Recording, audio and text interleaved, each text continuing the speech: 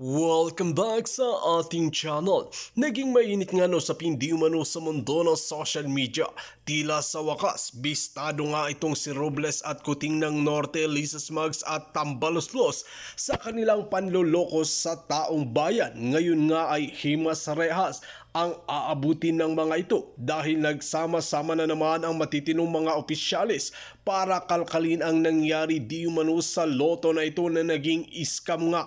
Dito natin makikita mga kaibigan na ngayon nga ay talagang pinapanalo nila ang mga kamag-anak nila at pinapataya lamang at pinapataas ang mga pot money para mainganyo ang ating mga kababayang Pinoy na hindi naman sila nananalo kailanman. Dito nga natin makikita na sunod-sunod ang nanalo dahil nga naging scam na ang tinatawag na loto na ito dahil kay Tambaloslos at Romualdez at Robles na ito. Ngayon nga ay hindi na sila tinatantanan ng mga batikang mga lawyer at mga abogado para maparusahan sila at mapunta sila sa rehas.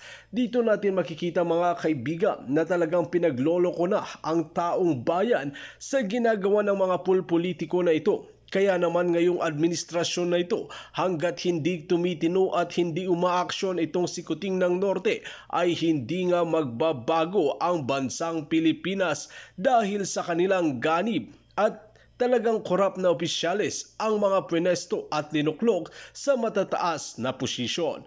Wal mga kaibigan, ipakita nga natin ang suporta para sa pagbabago ng bansang Pilipinas sa totoo lamang. Panoorin nga natin ang buong video. At kung bago ka lamang sa akin channel, huwag kalimutan i-click ang subscribe button at notification bell para lagi kang updated sa ating mga bagong video. At para sa solid viewers natin dyan, maraming salamat sa walang sawang pagsuporta. I think the figures will show that... Who are you to say it's baseless? Mr. Chairman. Wait a minute. 2,000 na talagang given na yung numbers na sinasabi niya, exact numbers yan, 2,000 ang natanggalan ng hanap buhay. Am I right, Ms. Javier? The one who asked for an opinion from OGCC and OGCC gave you an opinion na saying na hindi... Hey, where are we, Mr. Chairman? Are we on the... Kailangan ko yung pangalan, identity, nung nanalo. Itong picture na ito, very controversial ito ngayon sa social media. Edited daw ito. Yes, Your Honor. Edited. Bakit kailangan i-edit? We have to protect the identity of the winner. Meron po nagreklamo sa amin one time, we covered the face, yung damit naman po ay nakilala. So ibig sabihin, so inamin nyo, inedit to, pinalitan yung clothing. Opo. Ayan po, no, Robles, no. Ang problema kasi diyan, guys, ito po opinion ko lang mga kaibigan, no. Mahirap kasi, yan ang mahirap pag nag-appoint ka na meron na pong latak mga kaibigan, no. Meron na pong experience, no? Meron na pong negative experience. Yan ang problema dyan. Nag-appoint ito si Kuting, na katulad ni Robles, kung hindi ako nagkakamali, meron po itong malaking kaso dati mga kaibigan. Ang kaso po niya guys, kung hindi ako nagkakamali, no? Basahin lang natin dito guys ha. Ito po, basahin natin para maano. Saan ba yun? Ang kaso niya mga kaibigan, 12 million peso graft case. Ayan o, laban sa dating LRTA Chief Mel Robles. Ganyan po ganun po ang kanyang kaso guys. 12 million graft. 12 million peso graft mga kaibigan ang kanyang kaso dati. Kaya nga guys, mahirap po mag-appoint ng katulad po ni Robles mga kaibigan na meron na po siyang experience or negative experience patungkol po sa graft mga kaibigan. Ayan na oh. Ito na po, loto, niloloko tayo. Sir Robles, 2,000 na mga lotto agents, sinibak nyo, tinanggalan nyo sila ng hanap buhay. Pero yung kita sana napupunta sa kanila, napunta ngayon sa Pacific Online Systems Corporation. At isa lang ang inyong binuhay kapalit ng 2,000, ito na nga yung online. Mr. Chair, that is baseless, I would tell you. I'm sorry, but I think the figures will show Who that... are you to say it's baseless? Mr. Chairman. Wait a minute. 2,000 na talagang given na yung numbers na sinasabi niya, exact numbers yan, 2,000 ang natanggalan ng hanap buhay. Am I right, Ms. Javier? Yes, Chair, you're correct. So meron kayong 2,000 na pinyo. It is not... Let's Mr. wait a minute. Chairman, Pinatayin yung negosyo. if I may, Wait a Mr. minute. Chairman. Let me finish and then let you talk.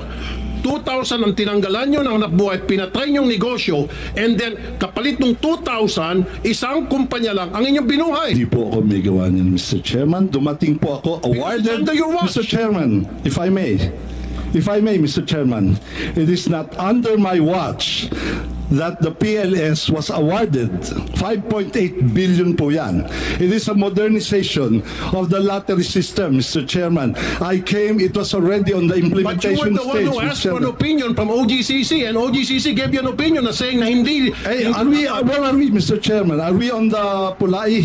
Yes, later na yung pula. Mr. Robles, dalawa ditong issue eh. Una, nung nagkaroon itong Pacific Online Systems Corporation, pinatay ang 2,000 mga lotto agents. Pangalawa, nung humingi kayo ng opinion sa OGCC at sinabihan kayo ng OGCC ng opinion na kailangan humingi kayo ng permiso sa Office of the President, and yet you did not. Attorney Francis De Valle, kanina pa kayo nagbabasa nung binigyan namin kayo ng kopya. What's your opinion on that letter? Oh yeah. Anyway, nabuksan na rin lang yan. Meron pong nanalong isang tao sa 600, I think this the other day, 680 something million. Okay. Ang tanong ko po, yan ba sa online nanalo o yung sa betting station? Over the counter po yan, yung sa traditional betting station. Over the No. This is yung una, yung 640. Kayo naman. Relax lang. Kagabi yung iloto. Hindi, sa Iloto ba ito yung sa 600 something million? Sa, Relax na. Easy. You will get there. We'll hindi, get sa Iloto ba ito o yung sa Lotto Agent Station? Last night po, Mr. Chair, it was 698 million ang pinatinamaan po. Kaya nga po, yung tumama na yon, saan po siya bumili ng ticket? Sa iloto po. Sa Iloto. Good. Now, sa executive session, I need to know kung sino yung nanalo. Kasi nga po, merong mga balita na karating sa amin na katropa nyo na po yung nanalo. Totoo yan. Kaya ako na-brought up yan kasi inopen up ni Senator Coco yung tungkol sa mga pagpanalo-panalo niyan. So, mamaya mag-executive session tayo para masiguro na talagang hindi po katropa ninyo. Kasi yun po yung kumakalat na balita ngayon na hindi ko pinakinggan. Remember, hindi ko tinalakay yan until sa dumating si Senator Coco. So, kailangan ko yung pangalan, identity nung nanalo. Especially sa Iloto pala siya nanalo. Kasi meron pong balita, 30 million na po ang ininvest ng tropa ninyo para manalo doon sa 690 million na yan. Tumatango si Ma'am Javier. Pero yan po ay, siyempre yan po yung sabi-sabi nila. Para maalis yung sabi-sabi na yan, mamaya po sa executive session, gusto ko malaman yung identity ng taong yan para makagawa kami ng mga research. Kung kinakailan mag-hire ako ng private detective para masiguro na hindi connected sa tropa ninyo itong nanalo. Kapag halimbawa, after mag-hire ako ng private detective at na-trace na talagang, ay lumitaw na talagang hindi galing sa inyo, then sasabihin ko rito na yung ay chismis lamang, walang katotohanan. Pero pag lumitaw sa ginawang investigasyon, I might even use the NBI, DICT, private detectives, CIDG, lahat ng mga agencies ng gobyerno para gumawa ng cross-checking, LTO, PSA, kung connected ba o hindi, or SEC, connected ba o hindi sa mga kasamahan nyo dyan sa PCSO, itong nanalo. So mamaya sa executive session, Senator Coco. Maganda po itong bill ninyo, Mr. Chairman, na na-file ninyo. Well, at any rate, Mr. Chairman, ilan na ba itong lotto games na authorized by the PCSO? We have the big ones. The big ones. We have The jackpot games we are have the 5, Mr. Chair. 5. We have the 642, the 645, the 649, 655, and then the 658. Over the Christmas period, we increased the jackpots of all these 5. Yes or no? Yes, Mr. Okay. Chairman. For the 642 and the 645, 100 million. For the 649, 655, and 658, 500 million. One time. The plan was to do it one time. May I know the legal basis? We are allowed to, we have a prize fund, Your Honor, prize fund reserve, and we are allowed to use this to spur the sales para magawin natin exciting and inviting yung game. For each game, fix na yung kanyang minimum jackpot eh. For every new draw, kung tinamaan yung jackpot, a new draw, balik siya sa minimum jackpot. So, that must have been fixed by mathematics. The probability of hitting 642 is 1 in 9 million. Basta, okay, and then that's why it deserves a certain jackpot. So when you made the jackpot all of a sudden 100 million, but the odds did not change, are you allowed by law to do that? The board is allowed, Your Chair, Mr. Chairman. That's why we have the prize fund reserve. It's precisely for this purpose. How is it stated in the law? We have a prize fund reserve for the purpose of It's just the discretion of the board to add to the jackpot. add into the jackpot. Yeah. And then the decision was it was one time, just to do it one time over that Christmas period of 2023. Actually, ideally, Mr. Chair, it should be over the whole period of the year. Kasi every time may mananalo ka, you give in prize fund reserve. Kasi minsan talaga, this is jackpot driven, Your Honor. People bet because of the jackpot. So kung mababa ho, medyo matamlay po, that is the time when you pump in the prize fund reserve. What is the tenor of the board resolution that you will enhance the jackpot one time or? One time po, yung ginawa namin for December so for one time. Because, Mr. Chair, at the end of the year, that will become dividend and will be reverted back anyway to the Bureau of the Treasury as dividend. So, might as well, we have decided to make the games more exciting. Yeah, if you want to repeat this, you need to pass another resolution. Yes, Your Honor. We have to go back to the board. Basta klaro yan. Okay. And then for the information of the public, yung mga increased jackpots po natin na 100, 100, 500, 500, 500, so a total of 1.7 billion pesos, tinamaan na po lahat. Yes, Your Honor. Okay. In less than a month. Within a month, Your Honor. Yes, within a month. Opo. Within a month lang, Okay, mga so kaibigan. Grabe, 1.7 billion guys. Tinamaan ka agad within a month. Isipin nyo, ganun kalaking pera mga kaibigan. So, sino niloloko nila? So, kung para palang namimili sila guys, kung sinong pinapanalo nila, parang ganun yung nangyari. So, alam na natin guys, na talagang kanukuhan talaga mga kaibigan. Hindi po ito yung parang may chance ka talagang manalo or may pag-asa po tayong manalo. 'Di ba? Kasi biro mo, sa isang buwan lang mga kaibigan, ang daming nanalo, 1.7 billion. Ibang klase, 'di ba? Stating facts, Mr. Chairman. Facts na ito. Yun nga, Senator Coco, nakakapagtaka nga.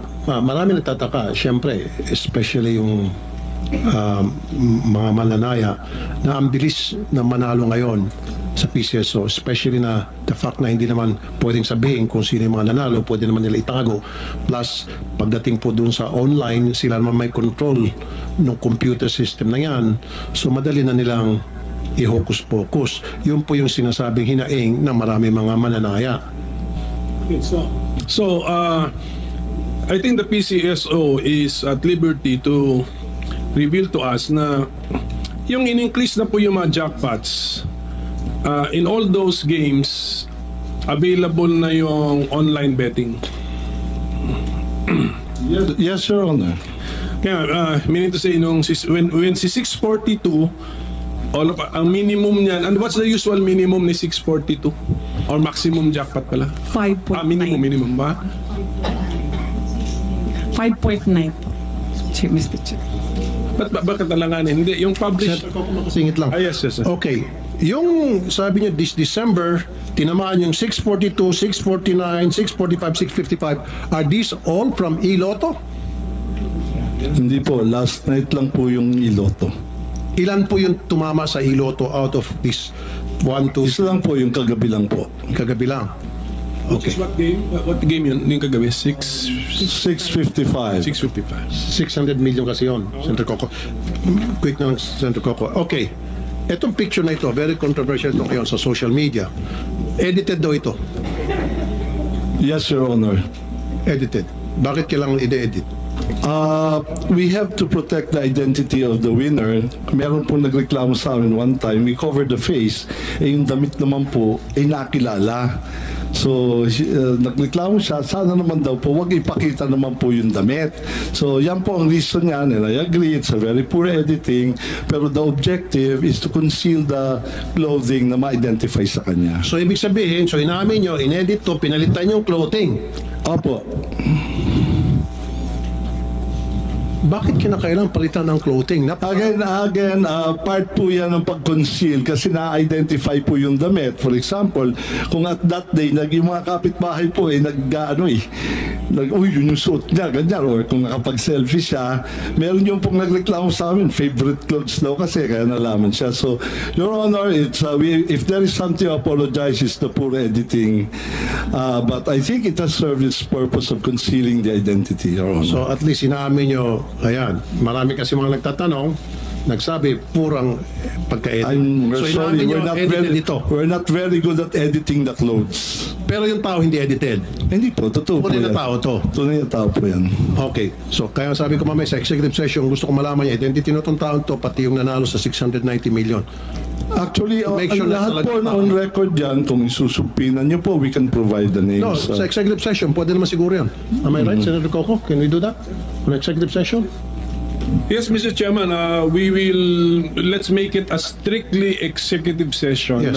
Given on the part of the Senate, limitado yung mag-attend at saka identified natin. And then, of course, kami, liability na namin yung kami pang source ng leakage. So. Like I said, Mr. Robles, kasi nga po, may clamor na malaman yung katotohanan. Kasi marami sa mga mananayan nagsasabi, yung nanalo ng 690 million, hindi raw yung legit na mananaya, kundi galing na sa tropa niya. I'm sorry, I'm gonna repeat this again. Yung pong kumakalat na balita, galing na sa tropa niyo na nag-invest ng 30 million para makuha nga itong 690 million.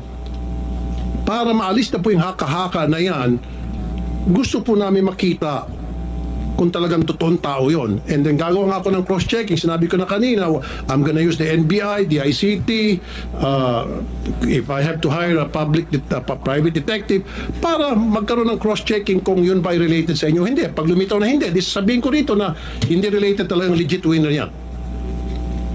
You agree, sir? Very good. Okay, Senator Coco, meron kayong gustong itagdag.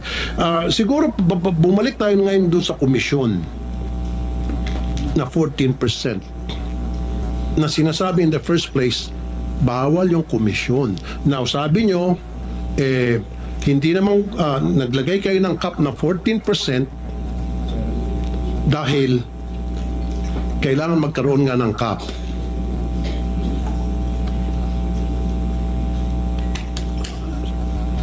Dapat, hindi nyo kinonsider that as commission.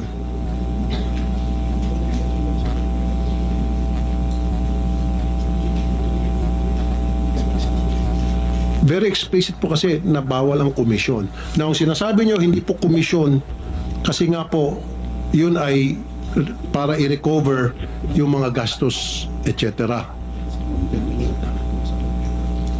Pero sa contract po, sir, lumilitaw po na yun ay payment as commission. Yung 10 million Ito po, payment of sa 13.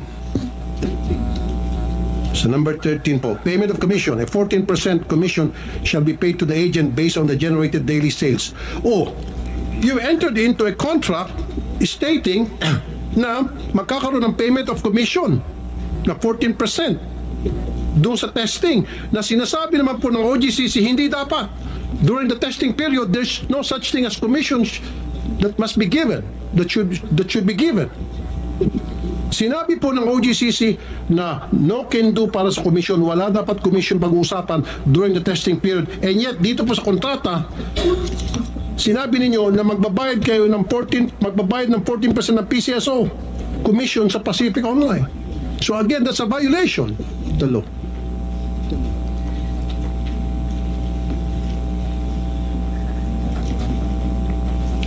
And this is tantamount to graft and corruption, sir.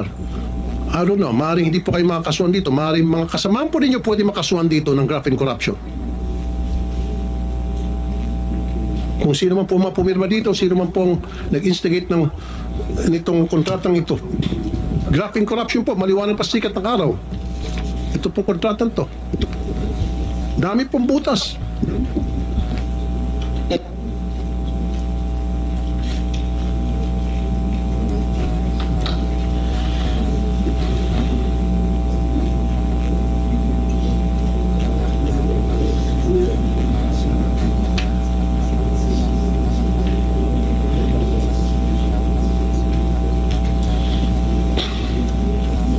Mr. Chairman, if I may, Yes, sir.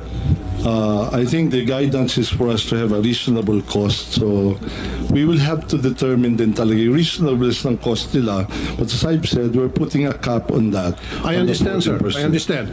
Sana po, hindi nyo po sinabi dito sa contract, payment of commission. Sana nilagay nyo, payment of recovery. There's a big difference between payment of recovery and payment of commission. Yung payment of recovery, hindi po bawal yun. Trust me, hindi po bawal. Pero yung payment of commission, bawal po yun. That's tantamount to graft and corruption. Ito po sa very clear, oh. Number 13, payment of commission. Na bawal dapat. During test run, there's no such thing as commission being paid. Naku, may makakasuhan na naman mga kaibigan ng graft and corruption. May madadagdag na naman. Nako. Ayan po mga kaibigan, si Senator Tulfo, nag-iinit na po ang ulo mga kaibigan. Na-high blood na po. Ayan na. At least guys, at least ngayon, nalaman na natin na kung ano ba talagang nangyayari dyan sa loto, sa PCSO na yan. So, kayo nang bahala guys kung tataya pa ba kayo o hindi. Kasi ito, klarong-klaro na po guys. Talagang lokohan na. Dito mo 30 million ang 30 million po investment para manalo ka ng jackpot. So, ang nananalo ng loto guys, kung sino lang yung may makakapag-invest ng 30 million o sino ba yung makakapag-invest ng 30 million, di ba sila lang din? O ngayon, kumpirmado po natin guys, kumpirmado pong peke, yung lotto winner. Kumpirmado po, peke yon. At tropa po iyon guys, tropa ha. Tropa po ni Mel Robles. Tropa. Katropa pips. Siyempre guys, sino ba mananalo dyan? Kundi sila lang, umiikot-ikot lang po yung pera dyan. Kasi hindi naman pwedeng meron talagang nananalo dyan eh. Kasi kung meron talagang totoong nanalo dyan, bakit kailangan mo pang i-edit? Dapat hindi mo na lang i-edit. Ang gagawin mo na lang, kung talagang iiwas ka po sa mga sa fiasco, wag na lang maglagay ng tao o kaya wag na lang ilagay mo na lang may nanalo na, ganun na lang.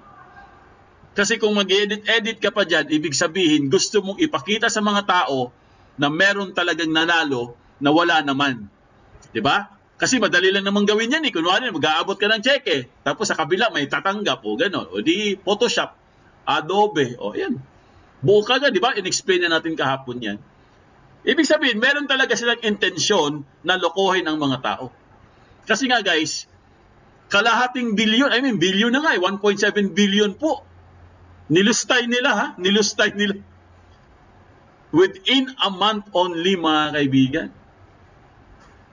Di ba grabe? Ang sobra na po talaga ang korupsyon dito mga kaibigan sa PCSO na yan. Kaya talagang kahit ako guys, pwede kong sabihin ngayon, no? Kasi aminado naman siya eh. Di ba? Hindi naman tayo fake news kasi aminado naman siya. Nung kahapon guys, nung tinapik natin to, sabi ko sa inyo, yung ano natin, pag-analyze natin, no? At pinakita ko naman sa inyo yung mga picture, di ba? Pinaliwanag ko naman sa inyo. Sabi ko, medyo nag-aalanganin pa ako guys eh. Pero ngayon talaga inamin na niya. Inamin na po ni Robles mga kaibigan na edited po lahat yun. Ibig sabihin, sabi ko nga sa inyo, meron pong pagtatakip dito. Wala talagang nanalo. So kung sino man yan, kung sino man nakatanggap yung kalating bilyon na yan, or 1 billion na yan, sila lang po. Kaya wag na kayong tumaya. Wala eh, niloloko na lang tayo mga kaibigan eh. So ang gagawin dyan, kailangan makasuhan. Kailangan po seryoso sila dyan, no? Senator Raffy Tulfo, kailangan seryoso kayo dyan. Hindi lang pwedeng sigaw lang kayo ng sigaw sa Senado. Wala namang palang mangyayari, no? Kailangan seryoso sila dyan na meron talagang makakasuhan dyan sa nangyayari ngayon sa loto. Kasi pera ng bayan dyan guys, eh. Pera ng tao yan, no? May ang daming umaasa, di ba? Tapos inamin din niya mga kaibigan, para lalong tumaya daw yung mga tao. Inamin din yan, di ba kanina? Ini-enhance nila yung premyo. Kumbaga, pinapataasan nila yung premyo, guys, para, syempre, ikaw naman, may inganyo ka rin, di ba? Malay mo, tatamaan ka, parang tamaan yung number mo. O, di maging milyonaryo ka. Parang ganun yan eh. Kaya, sinasadya din nilang pinapataas yung pot money. Para yung mga tao, may inganyo silang tumaya ng tumaya. Yun pala, niloloko na lang pala sila mga kaibigan.